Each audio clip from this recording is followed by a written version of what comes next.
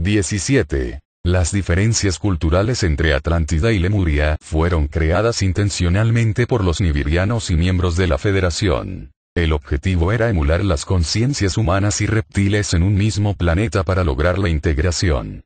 En un principio, Lemuria y Atlántida mantuvieron buenas relaciones. Los problemas empezaron cuando entra en escena el hijo de Enki conocido como Marduk. Este último creció en el planeta Nibinu, e igual que su padre, tenía genética tanto humana como reptil.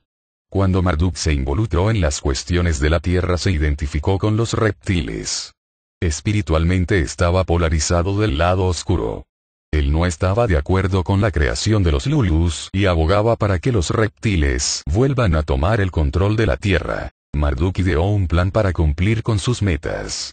Primero se ganó la confianza de los líderes de Atlántida. Convenció a sus gobernantes para que conquistaran los demás países y así Atlántida tener la gloria de ser el país que gobernara el mundo. Marduk pretendía secretamente crear guerras entre las sociedades de los Lulus para que se destruyeran unas a otras, tal y como sucede en los tiempos actuales, y de esa forma los reptiles volverían a tomar control de la Tierra. Para garantizar una mayor destrucción, Marduk le regaló tecnología militar avanzada a los atlánticos a sabiendas que sus gobernantes iban a abusar de ella. En poco tiempo, Atlántida se convirtió en un país altamente tecnológico. Los lemurios, por ser una cultura espiritual, mostraron desacuerdo con el nuevo giro que estaba tomando Atlántida. Con Marduk instigando a los líderes atlánticos a crear guerras contra los lemurios, no tardó mucho en que ocurrieran conflictos entre ambos países.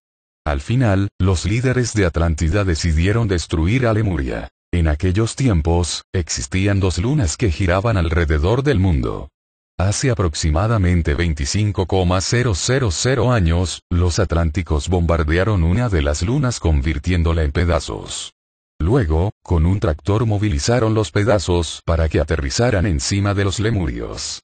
Este acto destruyó totalmente a Lemuria, dejando a todo ese país en ruinas. Un grupo de lemurios logró sobrevivir moviéndose a ciudades subterráneas donde aún viven desde entonces. Con Lemuria fuera del camino, los atlánticos se dieron a la tarea de conquistar el resto del mundo. Esta fue una época de constantes guerras donde las distintas civilizaciones de la Tierra resistían el imperialismo de Atlántida. Cuando los países se oponían a su control, los atlánticos alaban cometas del espacio y los hacían aterrizar en los lugares de resistencia. El imperialismo de Atlántida creó división entre distintos grupos de dicho país. Existían ciudadanos atlánticos que estaban en contra de la represión y a favor de la evolución espiritual. Muchos de ellos abandonaron Atlántida y migraron a distintas partes del mundo. En un momento dado, los atlánticos alaron un cometa para destruir un movimiento de resistencia en el área que hoy conocemos como Europa. Los nibirianos decidieron intervenir en el conflicto cambiando el curso del cometa. Lograron que el cometa aterrizara encima de Atlántida devastando este país por completo. Luego de la destrucción de Atlántida, Marduk entendió que sus planes de exterminar a los Lulus habían fracasado. Entonces se le ocurrió otro plan para destruir a la humanidad. Marduk, junto a sus secuaces, hicieron que colapsara el firmamento que cubría la Tierra. Como resultado, hubo lluvia sin parar en el mundo entero durante más de un mes. Las inundaciones arroparon los continentes acabando con las civilizaciones de la Tierra. Solo pequeños grupos de humanos lograron sobrevivir la catástrofe. Este acontecimiento es lo que se conoce en la Biblia como el diluvio universal. La destrucción del firmamento creó muchos cambios en el planeta. Uno de estos cambios es la división de los continentes por los océanos. Antes del diluvio había más tierra firme que mares. Las ruinas de las ciudades de Lemuria y Atlántida se encuentran sepultadas debajo de los océanos Pacífico y Atlántico. Los sobrevivientes del diluvio perdieron su tecnología y volvieron a la época de cazadores y recolectores o se reorganizaron en tribus. Varios siglos después, los nibirianos decidieron reconstruir las civilizaciones de los Lulus en la Tierra con los humanos sobrevivientes. La primera civilización en resurgir fue el Imperio Sumerio. Muchas de las civilizaciones antiguas como Egipto, Libia y Maya ya existían antes del diluvio. Las historias de Lemuria y Atlántida constituyen muchas de las historias relatadas en las escrituras antiguas. Tiempo después de la reconstrucción, Marduk decidió volver a la Tierra a continuar nuevamente con sus planes manipuladores. Esta vez se estableció en el área de Oriente Medio, donde fundó la ciudad de Babilonia. En dicha ciudad se estableció el culto a la serpiente. Esta última es una religión la cual le rinde culto a los reptiles como si fueran dioses. 18. Lejos de la vigilancia de Enki y Enlil, el primer paso de Marduk fue crear una base militar. Marduk utilizó a los humanos del área para construir lo que se conoció como la Torre de Babel. El plan era utilizar a los Lulus como soldados para pelear contra los nibirianos y expulsarlos del planeta. Esta vez la meta principal de Marduk era conquistar el mundo para luego invadir y destruir a la constelación de Pléyades. Dicha constelación es un centro importante militar que los humanos del espacio utilizaban para resistir la ofensiva de los reptiles.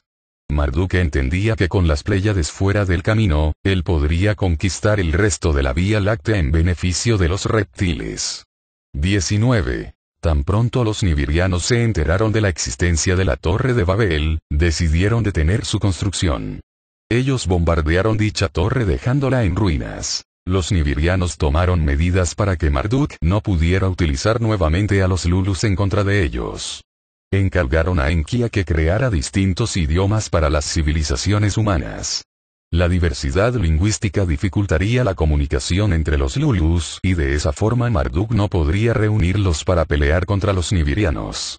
Antes de este acontecimiento, la mayoría de los humanos en la Tierra hablaban el mismo idioma. Luego de la destrucción de Babel, no se escuchó hablar de Marduk por un tiempo.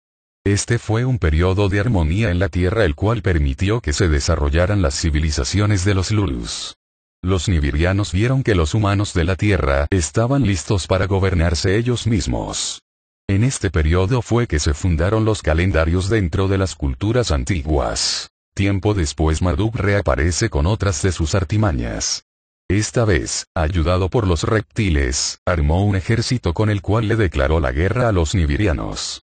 Ambos grupos pelearon una fuerte batalla quedando Marduk como victorioso. Los nibirianos fueron expulsados del planeta quedando los Lulus expuestos al control de Marduk y los reptiles. La expulsión de los nibirianos ocurrió hace aproximadamente 5,000 años. Desde este momento Marduk se proclamó como el gobernante supremo de la Tierra. Este fue el inicio de una nueva era de manipulación en contra de los Lulus. Aquí empieza a usarse el término de dioses Anunnaki para referirse mayormente a la familia de Marduk. Como mencionamos anteriormente, estos eran seres híbridos humanos y reptiles procedentes del planeta Nibiru. Los Anunnaki decidieron cambiar abruptamente la cultura de los Lulus en beneficio de ellos y los reptiles. Alteraron los documentos históricos tergiversando la verdadera historia de la Tierra. Las historias de los nibirianos las convirtieron en mitos y leyendas. A muchos de los nibirianos expulsados los pusieron en la categoría de dioses con el propósito de que se les rindiera culto. Eso apartaría a los Lulus de conocer las verdaderas razones por la cual los nibirianos vinieron a nuestro planeta. El control de los Anunnaki abrió paso para que seres extraterrestres polarizados del lado negativo vinieran a la Tierra a jugar a ser dioses con los humanos. Estos seres son en su mayoría reptiles miembros de la alianza provenientes de las constelaciones de Orión y Draco. Muchos de estos grupos vinieron con sus propias agendas para manipular a la humanidad. En esta época proliferaron alrededor de todo el mundo las religiones, donde se le rinde culto a seres reptiles. Los símbolos principales de esta religión son la serpiente entrelazada en la vara y el ojo dentro de la pirámide. En la antigüedad se le conocía a los reptiles con el nombre de demonios. Las ciudades subterráneas donde vivían los reptiles se le conocía como el infierno.